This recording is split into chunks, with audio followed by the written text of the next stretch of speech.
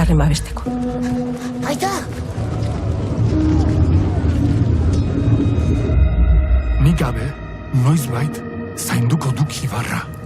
Hitz eman egidak. Uteko, ular sendoa beharko du, Ibar jaun izaiteko.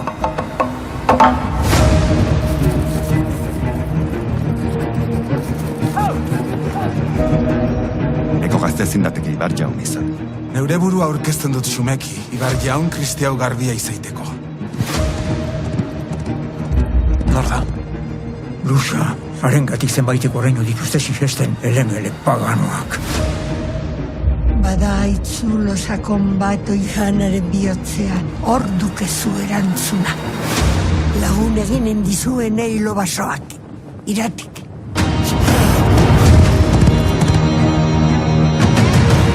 Norbaitek azken atxeman du.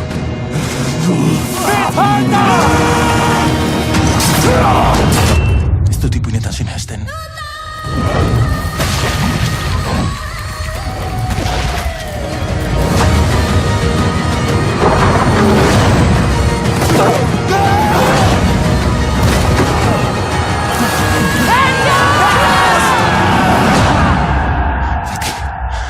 Ahantzien izena eta ezen oiz berriz aipa.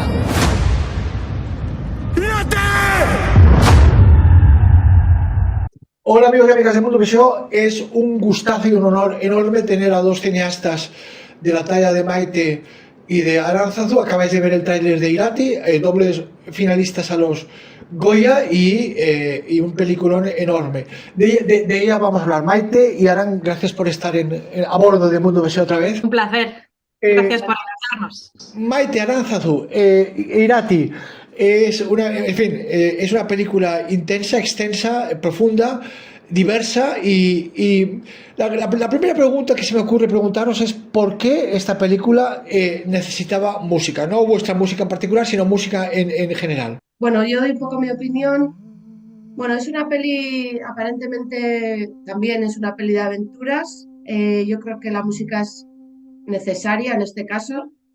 Acompaña y narra la música en Irati. Por eso tan necesaria. Acompaña, narra y nos ayuda un poco a descifrar esas capas, tantas capas, como decías tú, Conrado, que tiene la peli, ¿no? Que aparentemente, como os digo, es una peli de aventuras, pero bueno, ahí hay muchos temas y temazos que la música acompaña a descubrirlo, no sé cómo decir.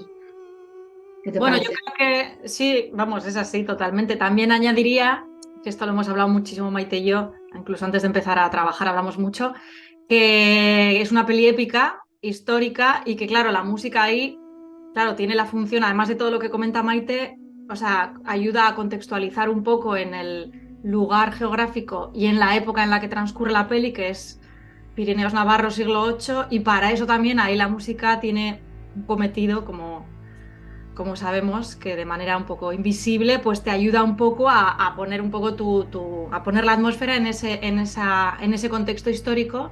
Y bueno, y luego una cosa que nos ha dado bastante, bueno, que nos hemos enfocado mucho las dos trabajando en esto, que es intensificar aún más lo que ya está pasando, que es una cosa que nos pedía mucho Paul, que quería que la acción y la emoción, la música lo subrayara y todavía lo acentuara más, porque como que la épica y lo que Paul buscaba con Irati también era eso. Entonces ahí Maite y yo, que no somos nada épicas, pues, hemos jugado mucho a creernos que somos épicas. Yo, si me permitís, yo creo que tiene la gran o sea, en fin, eso es evidente, pero una de las grandes utilidades que tiene la música en vuestra película es el poder inmersivo. Es decir, es una película que pasa en la Edad Media y estamos en la audiencia es del siglo XXI. Entonces, ¿cómo hacer que coger a la audiencia y llevarla hasta la Edad Media e involucrarla en toda la dramaturgia, todo el espíritu, todo el aroma y el olor y los colores de la Edad Media? Creo que la música ayuda mucho a eso, sobre todo porque la música, ahora hablaremos de eso, la música en lugar de ser muy obvia, muy ABC, es decir, muy evidente, muy lineal, es una música muy de caos, muy de conflicto. Y yo creo que eso, la música en realidad está a un nivel estético, a un nivel argumental, pero sobre todo a un nivel dramático, ayuda a, de alguna manera, que la audiencia se ponga en la piel, en la perspectiva de algunos de los personajes, ¿no? Sí, bueno, empiezo yo un poco a contestar, si quieres, lo que ha planteado al principio de esta pregunta, Aran, y luego sigues tú. Vamos a ver, contextualizar, meternos en los personajes, en la época. Bueno, yo voy a hablar como de cosas un poco técnicas, ¿no? Estamos hablando del siglo VIII y no tenemos fuentes, no tenemos fuentes escritas de cómo era la música. Entonces nosotras hemos tenido que hacer un ejercicio, no sé cómo decir, a mí me gusta decir empatizar, no sé cómo empatizar, sé que se empatiza con las personas, ¿no? Pero como empatizar de alguna forma, a ver, a lo loco, que esto igual, no sé, pero es como empatizar y fantasear en cómo sería y qué sentirían los personajes, ¿no? Aquellos navarros de aquella época, ¿no? Que son invadidos por el ejército franco, que viven en un mundo de creencia pagana y de repente les imponen el cristianismo. Entonces tuvimos que hacer como un ejercicio de fantasía, de creérnoslo y de pensar un poco qué pasaría. Y ahí sí que nos tomamos ciertas licencias, ¿no? Por ejemplo, no sé si es el momento ahora, pero si me permitís, pues sigo un poco y ya me cortaréis. Para un poquito todo el tema de las, me ayuda Sara, todo el tema de las capillas, de este momento, de este representar lo cristiano, la invasión cristiana, los momentos capilla, claro, todavía el gregoriano no existía, entonces la tendencia era como, vamos a intentar hacer algo. Todo esto yo lo he tenido que estudiar, claro, yo no tenía ni idea, pero tuvimos que tirar al canto pre-gregoriano, tirando de ahí, aunque sé que temporalmente no es correcto, pues tomamos un fragmento del canto de la Sibila. El canto de la Sibila. Durante la peli el tiempo pasa también, porque Neko es pequeño, luego es adolescente y luego es mayor, ¿no? Entonces, para representar esto también, tomamos el canto de la Sibila, que primero, cuando Neko es pequeño, se canta en latín, luego se canta en latín y en euskera, un poquito ¿no? Pues para contextualizar, ¿vale? Ya están entrando los cristianos con el latín. Y luego ya al final de la película se canta solo en latín. Me estoy yendo de tema, pero bueno. No, pero Maite, pero te voy a decir una cosa, es que esa es la función de los y las prestidigitadoras, que sois los compositores, los y las compositoras de cine, porque a fin de cuentas tampoco se sabía qué música había en Roma, y Ben-Hur es súper creíble, tampoco se sabe qué música va a haber en el siglo XXV, y la música que se hace ahí, pero el objetivo es eso, el objetivo no, la consecuencia es esa, es generar esa inmersión, es decir, la gente cree que esa es la música del siglo VIII.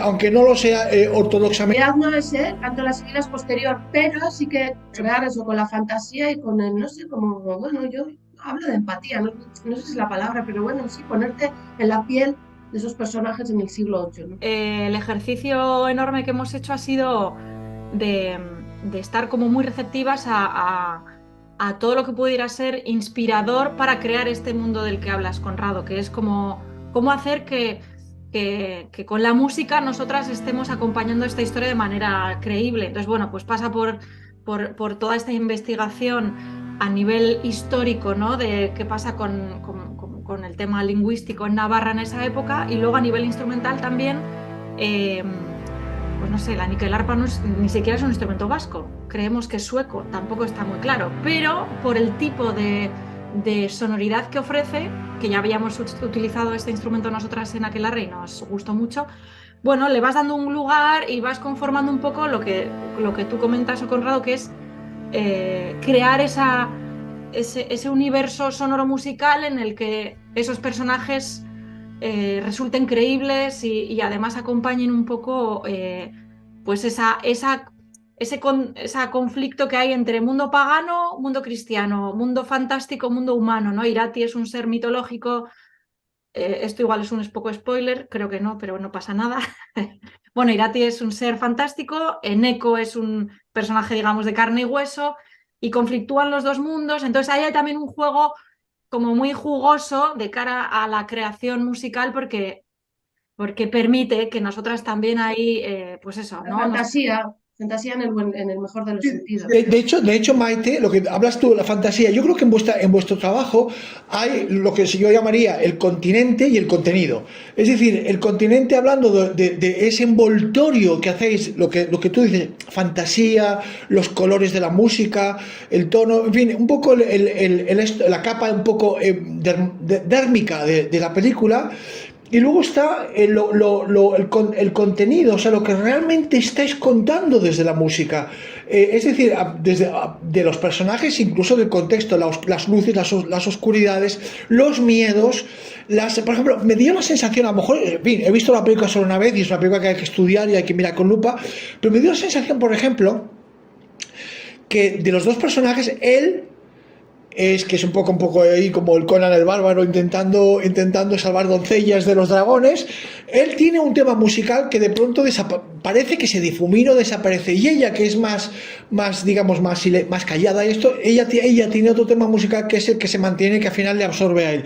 No sé si fue una percepción mía o fue así. Esto ha sido una cosa... Es maravilla, si lo has sentido así, porque es un poco, perdón, Lara, pero es un poco lo que, ¿no? Porque él se transforma también.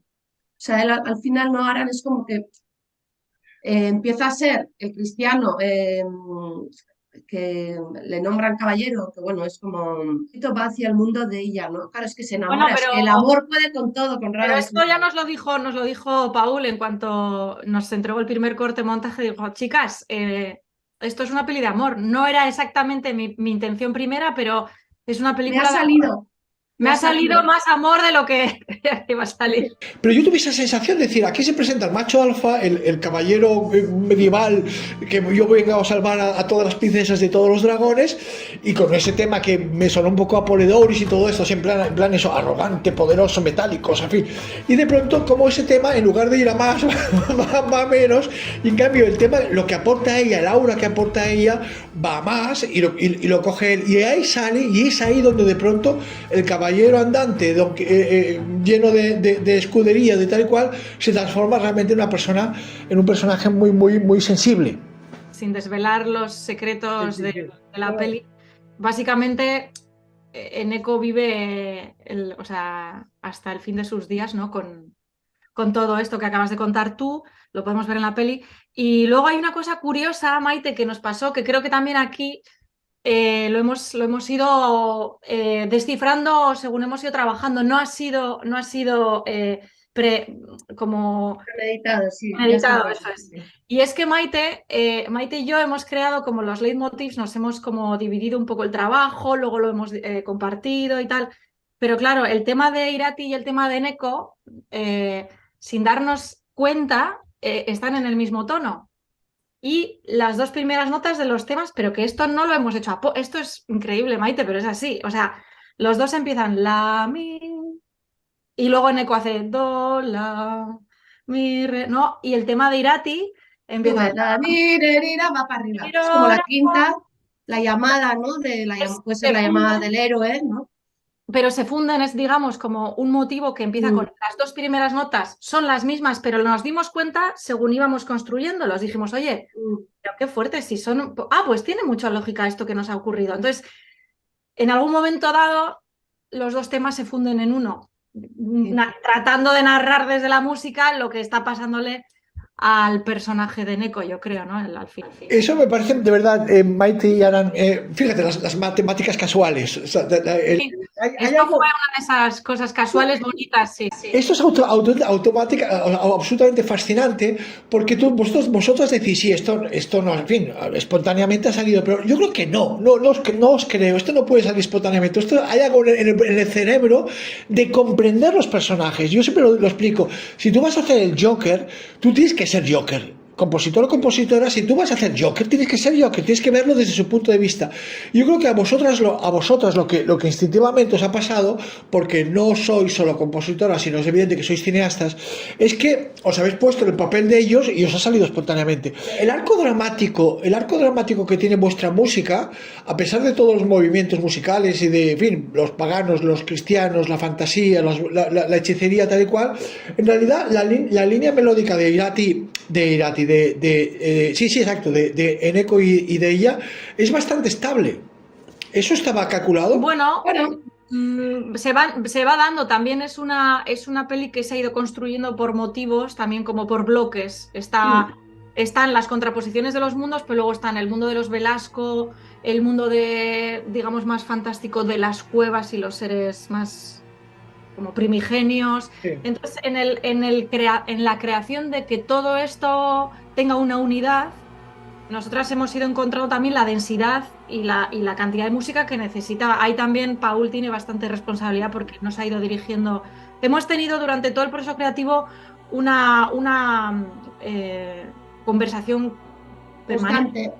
Sí, entre los tres. O sea, Maite y yo diaria, por supuesto, porque trabajamos juntas y no trabajamos en el mismo espacio físico, nos hemos juntado, pero cada una tenemos nuestro estudio. Pero Paul siempre pendiente y revisando, y en ese sentido, bueno, la densidad, digamos, y la ocupación o la grandeza de la música también ha sido un poco en el contexto del total, quiero decirte que al final, claro, vas fragmentando, vas haciendo fragmentos, pues luego le tienes que dar la continuidad a todo, que ahí está la dificultad de generar continuidad entre dos manos creadoras, ¿no? Porque... Claro. Ahí está un poco también Pero bueno, además lo de la peli. Sí, pero al hilo de... O sea, yo desde el principio, desde luego, personalmente tenía claro que cada vez que aparecía el personaje tenía que volver al tema. O sea, eso también ha sido un poco petición de Irati, ¿no? Bueno, como en tantas otras películas, pero que la melodía de cada personaje estuviera marcada todo el tiempo. Y que él nos pedía, bueno, ahora... como ha pasado tanto tiempo, no sé qué, que evolucione, pero siempre nos pedía que la génesis, o como se diga, fuera siempre la misma melodía. Yo lo que creo, Maite, que precisamente lo que habló de un efecto dramatúrgico narrativo, hace que precisamente en ese contexto de caos, de esto, esos dos temas musicales, el de él que de pronto desaparece y el de ella que se mantiene, abre un camino físico por donde caminar a lo largo de la película para la audiencia, repito, para la audiencia. Creo que vuestra música, a ver, evidentemente también es la demostración, una de tantas palpable, de que las músicas no están para acompañar a la película, sino para crearla, es decir, para construirla, para eso. En fin, es evidente. Pero yo creo que viendo yo la película como esto, pues, es decir, es que esta música es en realidad en tal caos de bosque de músicas, y esto es un camino al que seguir, y de alguna manera, como tú decías, es cuando esa música aparece, la audiencia tiene una nueva estación en la película, una nueva parada en la película, no sé si me estoy explicando, un nuevo avance en la película, ¿vale? Y de alguna manera, por eso creo que ese es el gran contenido de tanto continente en la película, el contenido de ese tema musical, que es inevitable que sea el sendero por el que transcurre la historia y por supuesto la audiencia. Eso, por ejemplo, yo creo que se ha ido dando, ¿verdad? Porque el motivo principal de los dos personajes, que verdaderamente casi es el mismo, ¿no? Porque es como tiene una pequeña diferencia. No sube, el otro baja, yo creo que así se y luego la instrumentación los varía. Digamos que el mundo más de Viento Madera acompaña a Irati por ser un personaje más pegado a la naturaleza, y el Viento Metal y una cosa como más, no sé, como de granero, ¿no? Eso es más a Eneko.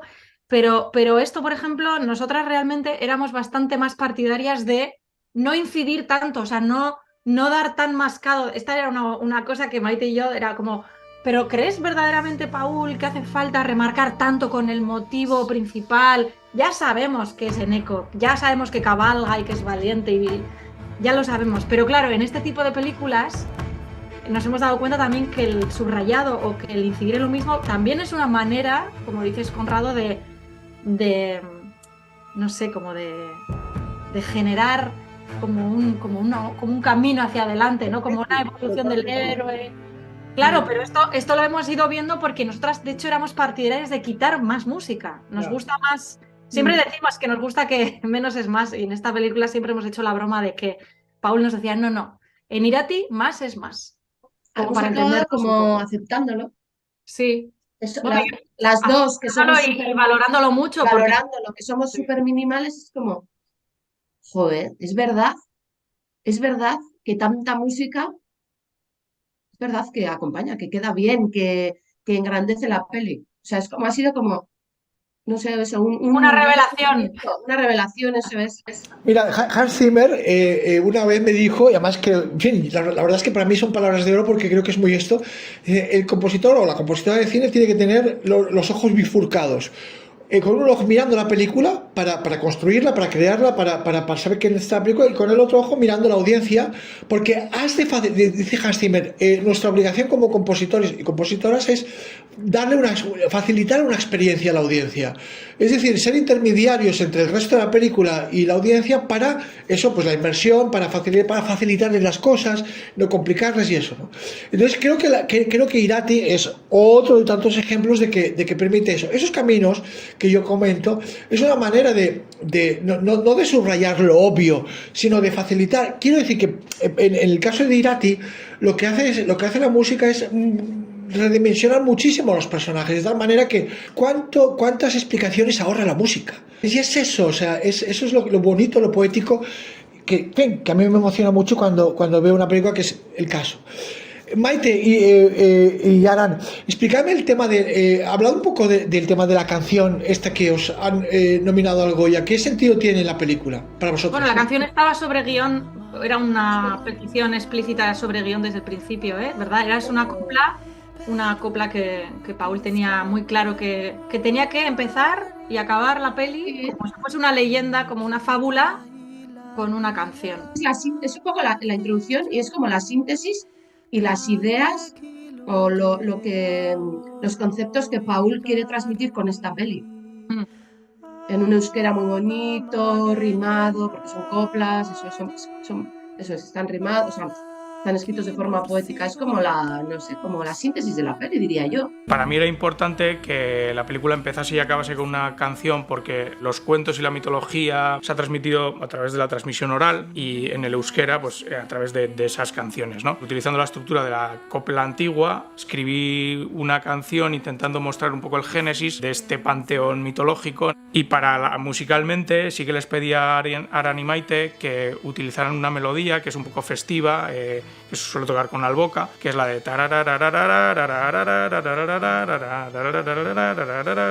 pues esa misma, que parece que es como un ciclo, cogerla y darle un punto más bucólico, triste, para hablar un poco de ese pasado y de ese recuerdo mitológico. Se canta con voces diferentes. Al principio parece como te da a entender que es Lusha quien canta, que es la hechicera que comienza siendo la narradora de la peli. La narradora.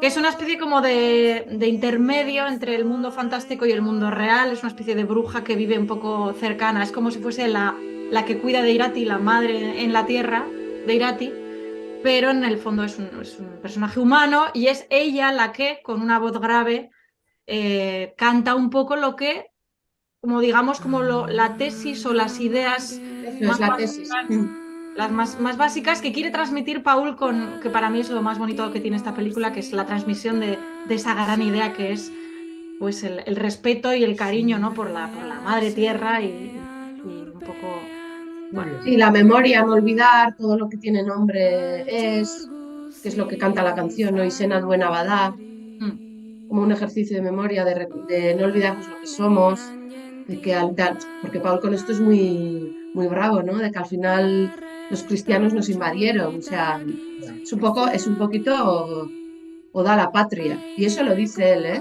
lo dice como, bueno, yo creo que es algo bonito, ¿no? Sin ser rollo ahí súper patriota, pero bueno, sí y eso lo dice él, es una oda a la patria, y es una peli que ha hecho a su tierra. Pero más que a la patria, como dice ella, yo diría que es a la tierra, porque es la tierra, sí. A la tierra, al reducto en el que cada cual, bueno, pero no en esos términos, diría yo, que tan patrióticos. Bueno, cada uno lo dice. Paul lo dice un poco, pero bueno, sí, igual tampoco es. Edurne Azcárate, que es la protagonista de Irati, que aparte nos parece que hace un papelón, ella tiene una voz muy bonita, y es ella la que canta el cierre, que esto también lo fuimos como averiguando, Paul iba diciéndonos, bueno, me parece bien o no, o tiene coherencia o no, y nos pareció muy bonito que fuera la propia Irati, con la voz de la actriz, la que cantara la copla al final. Entonces, bueno, también eso nos pareció que cerraba de manera muy coherente, ¿no? la peli, cantando con la voz de Edurne. Muy bien. Y como último reducto, ¿no? Ella es el último personaje fantástico que muere o que desaparece en la Bueno, peli. que desaparece, pero queda su nombre, porque el nombre Eso es. de Irati es el nombre del bosque, ¿no? De la selva más grande que hay. Bueno. La verdad. Bueno, Maite Aránzazu, muchísimas gracias por este tiempo para Mundo BSO y nada, que seguimos hablando. Mucha suerte con la película. Vale, gracias.